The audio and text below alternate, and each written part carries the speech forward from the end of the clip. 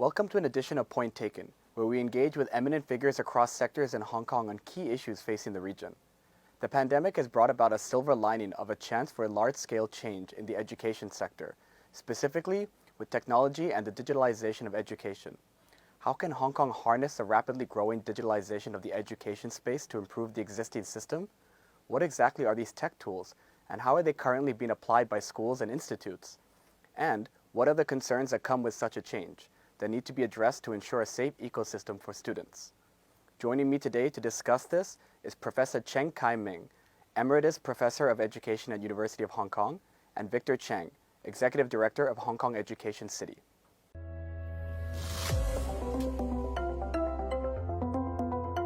Professor Cheng, Victor Cheng, thank you so much for joining me here today.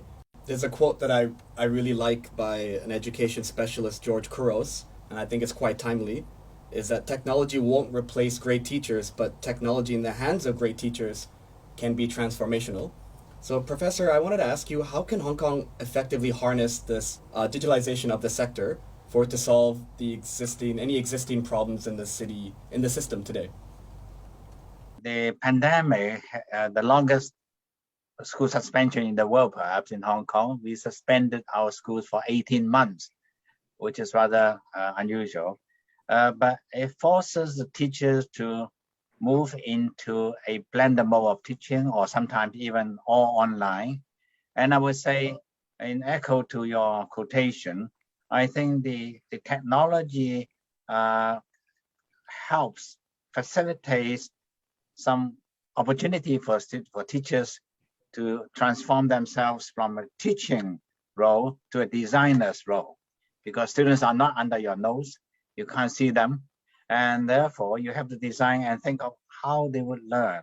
It's a matter of self-directed learning, which will come sooner or later in the future. And this suspension of schooling, unfortunately it is, gives us a very golden opportunity to allow us to try that out.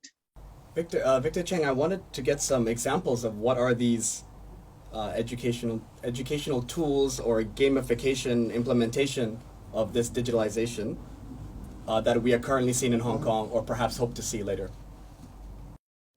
As soon as the class suspension started, actually everyone is looking for video conferencing solutions for online teaching. So the Zoom, which was quite new at that time, actually was adopted by many people. Other things like Microsoft Teams, Google Classroom, they are all common platforms in the schools.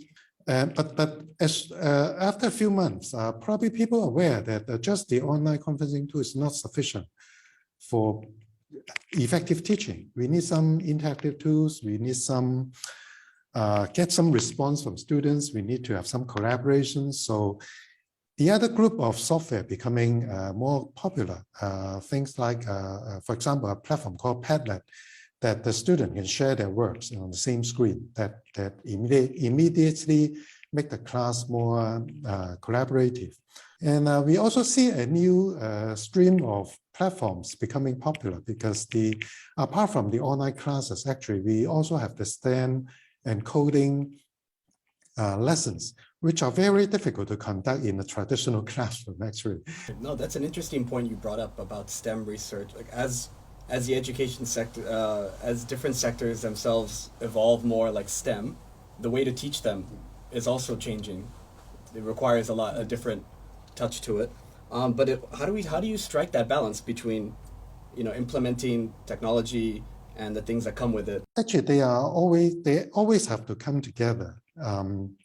We always talk about a so-called technology, pedagogical, and content models, meaning that technology and pedagogy have to come together all the time.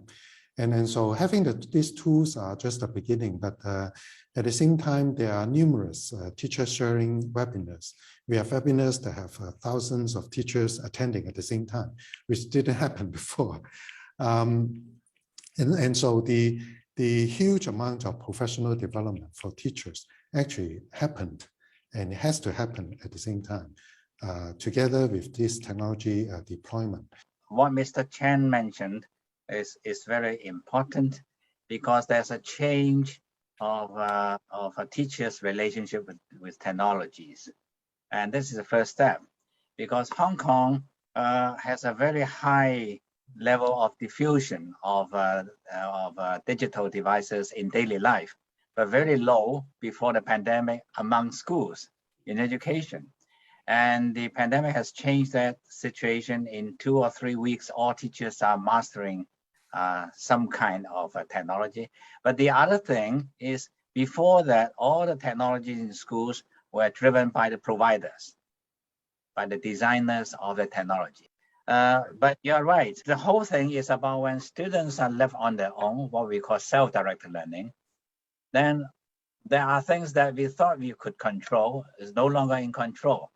So there is a rise of the notion of a digital citizenship, which is about how to live in a virtual society, but it's a new lesson, new challenge to us, and how the students to protect themselves, and how they deal with the different kinds of information. So Professor, I want to ask you, how can these different sectors like the government, NGOs, the schooling system do more to collaborate together and ensure this, that the policies can keep up with the rapidly changing technology? In terms of blended learning, Hong Kong has been practicing what we call school-based development. That is, teachers and the schools don't wait for government directories and directives. Then the one thing which is almost universal around the world is disparity in equity. There are a small number of students who don't enjoy who don't have the Wi-Fi facility, and they don't have even a good home environment. And therefore, I have the feeling that up till now, our education resources are given to schools, assuming if you are in the school with a seat, you will enjoy equal education opportunities. This is no longer true if we see that some of the learning has to be taken at home, sooner or later, more or less. And in that case, the government's resource strategy has to lower its center of gravity to individuals, which is a big challenge. It is no longer enough to have equal school facilities. You have to have equal personal facilities. And we are doing that. There's a project called Bring Your Own Device, so that every student could have his own laptop. This is happening, but this is not enough. It's an exciting, Professor, it's an exciting thought that students now can access worldwide instantly within their education curriculum, different thoughts, different ideas, different modes of learning, collaborations. There's no limit. But the real challenge perhaps is there are two challenges.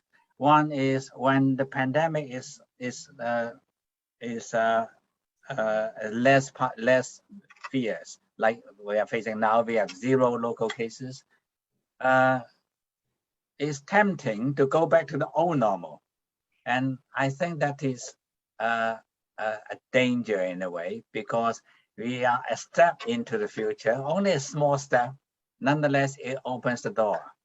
If you go back to the old normal, it's a waste of the very unfortunate pandemic. And this is one challenge. The other challenge, however, is the matter of privacy. Mr. Cheng mentioned the big data. The use of big data inevitably, even in schools, will affect privacy. So for schools, there are 3 dimensions of application of technology. One is about curriculum. It's about how they face the future, students face the future in terms of coding or whatever. The second one is school administration, and that is big data, how students learn, what are students' ecological factors. The third one is pedagogy, how you teach. The last one is now well practiced. Of course, there is also danger of going back, but the second and the first, that is the curriculum and the administration are yet to be developed. Professor Cheng, Mr. Cheng, thank you so much for taking the time to join me today. Thank you for having me.